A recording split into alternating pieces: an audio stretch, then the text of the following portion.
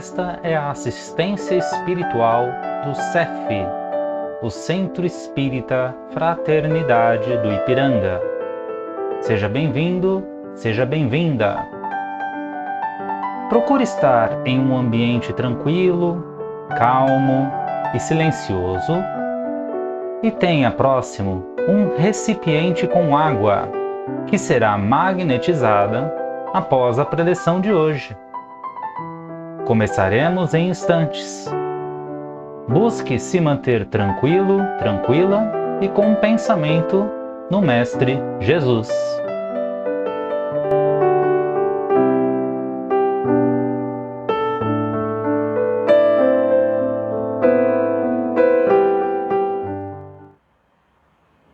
Olá, seja bem-vindo, bem-vinda a mais este conteúdo no canal do CEF. Antes de refletirmos sobre o tema de hoje, vamos juntos nos preparar?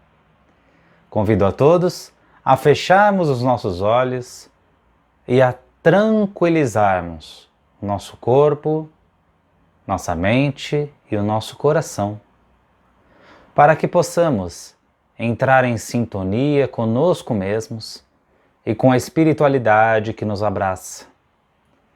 Dentre eles, o nosso querido anjo de guarda, esse companheiro de todas as horas, que mais uma vez se faz presente.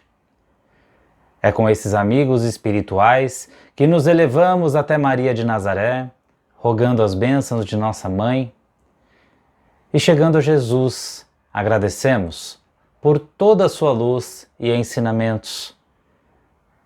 Contigo, Mestre, nos elevamos até Deus nosso Pai, onde agradecemos por mais esta oportunidade de reunião em seu nome. E juntos rogamos: Pai nosso que está nos céus, santificado seja o vosso nome, venha a nós o vosso reino, seja feita a vossa vontade, assim na terra como ela é feita no céu. O pão nosso de cada dia dá-nos hoje. Perdoa, Pai, as nossas dívidas, à medida em que perdoamos aos nossos devedores. Não nos deixe cair em tentação, mas livra-nos de todo e qualquer mal. Que assim seja, graças a Deus.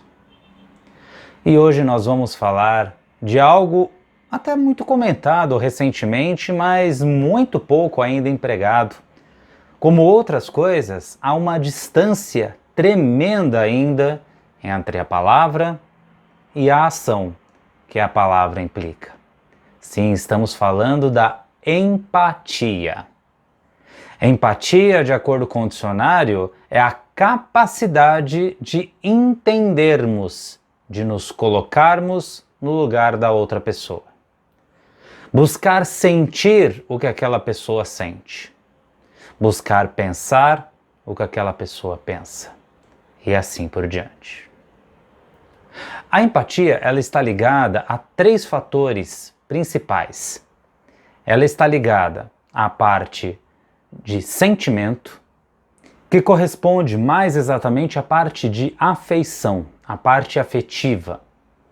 Ela também está ligada à parte cognitiva, onde ali, na parte cerebral, nós iremos conciliar a cognição com a memória, com o conhecimento e com o raciocínio. Ela também está ligada à parte de regulação das emoções. Para que possamos exemplificar, através de algo bem banal, vou contar uma história de um conhecido meu. Ele estava em determinada fase do trabalho viajando frequentemente de ônibus. Um ônibus intermunicipal. E no ônibus intermunicipal, obviamente, cada um compra a sua passagem de forma antecipada, senta no seu lugar reservado e segue viagem. O ônibus tinha a capacidade de reclinar o seu assento.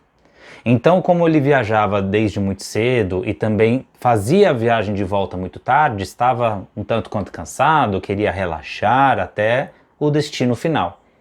Então ele já sentava ali na poltrona e reclinava ao máximo o encosto para que estivesse numa posição mais confortável.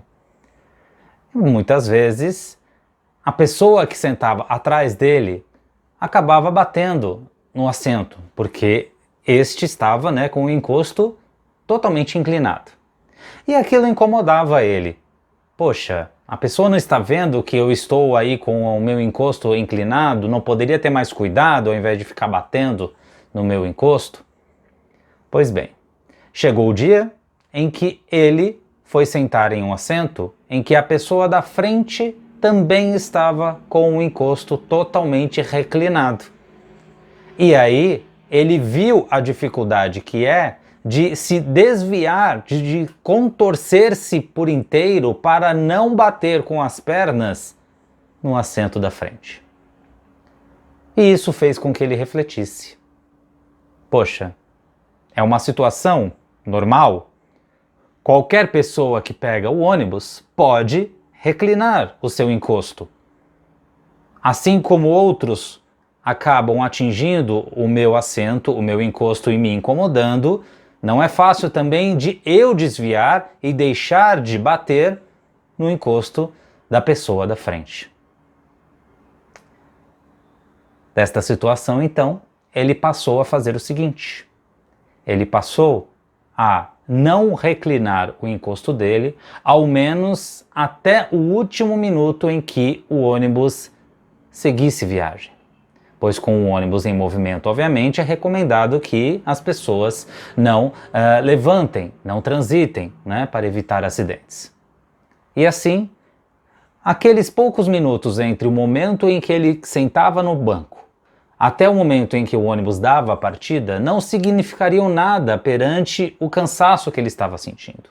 Ou seja, não dariam prejuízo a ele. Ele poderia muito bem aguardar para só então, quando o ônibus estivesse em movimento, reclinar o assento dele. Uma atitude bem simples, mas que sem dúvida alguma proporcionaria conforto a quem sentasse atrás dele. Porque a pessoa teria justamente a liberdade de entrar no ônibus, de se acomodar e sentar tranquilamente, pelo espaço que haveria entre as duas cadeiras. Chegado outro dia, ele se defrontou com uma situação também adversa, em que ele chegou e, embora já tivesse um tempinho aí praticando justamente esse ato de só reclinar o encosto quando o ônibus andasse, a pessoa da frente já estava totalmente reclinada e ele teve que se estreitar para não bater no banco da frente. E isso fazia ele refletir. Poxa, eu estou aqui, querendo ou não, contribuindo para o conforto de quem vai sentar atrás de mim. Por que a pessoa da frente não poderia justamente só reclinar o encosto dele quando o ônibus estivesse em movimento, assim como ele estava fazendo? Só que aí ele lembrou de algo crucial. Ele lembrou que até pouco tempo atrás ele reclinava o encosto dele. Ele não se importava com quem sentasse atrás. Então ele pensou: poxa, eu compreendo a pessoa da frente que está com o seu encosto totalmente reclinado. Ela está numa fase em que ela ainda não percebeu, tal como eu não tinha percebido, o quanto é importante se preocupar com o conforto de quem vai atrás. No dia que ela perceber, ela fará igual eu passei a fazer, ou seja, só irá reclinar o encosto quando o ônibus estiver em movimento. E uma outra historinha também para reforçar, parecida com esta, é de um outro conhecido meu, em que ele transita pelo transporte público e nesse transitar existem aqueles assentos dedicados a pessoas idosas, a pessoas com uma certa deficiência, a pessoas que realmente precisam daquele assento livre dedicado para que elas possam viajar no transporte público com maior comodidade. Certo dia, não havia lugar para sentar, exceto estes que estava livre. E ele foi lá e se sentou. E preguiçoso, cansado do jeito que era, ele tratou de dormir. E ao acordar, reparou que o ônibus estava ainda na metade da viagem e haviam pessoas idosas ali olhando para ele, que não o acordaram por receio, mas que estavam precisando e desejando sentar naquele assento que era dedicado a elas. E ele ficou com uma vergonha tremenda. E ele percebeu que, sempre que ele se sentava, devido também ao cansaço do dia a dia, era muito fácil ele pegar no sono. E ao pegar no sono, era muito difícil dele se levantar, dele se atentar a quem estava ao redor e que tinha uma maior necessidade de se sentar. Então ele combinou consigo mesmo: quando o ônibus estiver nessas condições, onde poucos assentos restam, independente de serem dedicados a pessoas que precisam dos assentos ou não, não vou me sentar. E aí ele passou a não se sentar.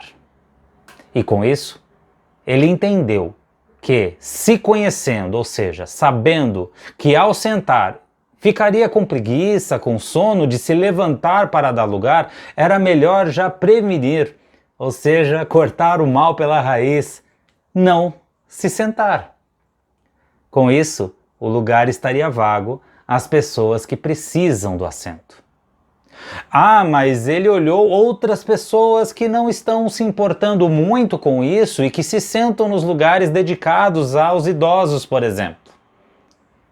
E ele compreendeu que aquela pessoa está se portando do mesmo jeito que ele se portava antigamente e que no momento oportuno ela vai mudar de postura também. E através desses dois exemplos, vejam, eu trouxe aqui coisas básicas, banais do nosso dia a dia. Todos estamos sujeitos a andar de transporte público. Todos estamos sujeitos a viajar, seja em um ônibus interestadual, intermunicipal, seja de avião. Coisas pequenas, que poucas pessoas percebem, mas que fazem sim diferença no conforto das demais pessoas. Isso é empatia. Nos dois exemplos, esses meus conhecidos, eles se colocaram no lugar daqueles que ainda não estavam praticando o que eles aprenderam. Ainda deitavam o encosto, ainda sentavam nos locais preferenciais. Mas ele sabia que não poderia condenar, tampouco julgar, combater, estabelecer um conflito ali, quem sabe, com aquelas pessoas, porque há pouco tempo atrás eram eles que faziam isso. E sendo eles que faziam isso, eles estavam cegos para o que estava ao redor. Eles não sabiam o quão diferente isso poderia ser para as pessoas que iriam usufruir de um conforto maior. Seja pelo espaço entre os bancos para melhor se acomodar, ou seja, pelas necessidades de ter um assento ali para sentar ao longo de uma viagem, seja ela curta ou longa. O principal da empatia, na verdade, a sua magia, está justamente nisso. Como citamos no início, a referente às definições da palavra, é se sentir no lugar do outro. É pensar como o outro. Quando nós estamos ali no trânsito e nós levamos uma fechada de alguém, por exemplo, a nossa reação natural é evocar de dentro de nós todas as nossas encarnações mais primitivas. Mas nós esquecemos de quantas vezes nós fechamos também o outro. Quantas vezes nós fomos infratores no trânsito, intransigentes nas nossas ações. Quantas vezes nós pisamos no pé de outras pessoas andando pela rua, nos distraindo com o celular, por exemplo. Mas quando nós estamos com pressa, qualquer pessoa que anda num passo diferente à nossa frente já pode gerar impaciência, já pode gerar estresse, já pode gerar aí vários sentimentos e pensamentos nocivos da nossa parte. Mas quando isso acontece, nós simplesmente esquecemos de quando nós somos justamente os causadores da situação. E a empatia, ela tem esse poder. Entender, acima de tudo, que nós podemos fazer exatamente aquilo que nós condenamos nos outros. Que nós podemos ser tão chatos quanto aquele que nós consideramos chato. Que nós podemos ser tão condenáveis em nossas ações quanto aqueles que nós condenamos. E como diz a própria definição da palavra, se nós formos puxar pela memória, fatalmente nós praticamos as mesmas coisas que condenamos, que julgamos, que divulgamos, que fofocamos dos outros. Mas nós, imagina, nós somos santos no caminho luminoso da evolução. Talvez nós não lembremos daquilo que fizemos, de todos os atos nesta existência, mas fatalmente praticamos essas atitudes nas existências anteriores. É difícil admitir. Porque se nós formos para um exemplo extremo, nossa, aquela pessoa matou a outra, eu nunca matei ninguém, nunca seria capaz de matar ninguém. Talvez não nesta vida, porque você já adquiriu aí um certo grau mínimo de evolução para entender o quão nocivo é para você mesmo essa atitude. Mas quantas mortes, quantos assassinatos será que nós não causamos até aprender essa lição? Assim como os meus conhecidos, quantas viagens será que eles fizeram reclinando o assento, sentando em lugar que não deveria, até se darem conta que estavam praticando, mesmo que uma atitude pequena, estavam praticando uma atitude errada. Então, um ser evoluído, ele não se caracteriza justamente por rotular aos outros, por condenar os outros, mas sim por reconhecer que, poxa, eu consegui vencer isso. Tal pessoa chegará também no dia em que ela conseguirá aprender e fará diferente. Então a magia da empatia nos atinge nos dois pontos. Primeiro, nos faz compreender o outro, evitar que nós nos desgastemos com cólera, com raiva, gerando mágoas, rancores, conflitos desnecessários. E ela também nos faz refletir acerca das nossas atitudes. Se nós já aprendemos com algo, não praticamos aquilo, ótimo, passemos ao próximo desafio, à próxima prova. Mas se nós praticamos aquilo, a empatia é um convite mais do que especial para que nós possamos refletir e não mais praticar. Uma lição para a vida toda. Essa é a empatia. Uma poderosa, uma mágica aliada que nós podemos ter à nossa disposição no dia a dia. Autoconhecimento. Afinal de contas, é isso que ela nos proporciona. A capacidade de nos conhecer e respeitar aqueles que ainda estão num processo de autoconhecimento. Quem ganha com o exercício da empatia, nada mais nada menos que somos nós mesmos e o mundo. Porque quanto mais pessoas empáticas, são mais pessoas dando o exemplo de ser empático para aqueles que ainda não o são. E assim é uma semente que vai sendo plantada de um a um e sendo multiplicada até que todos possam fazer.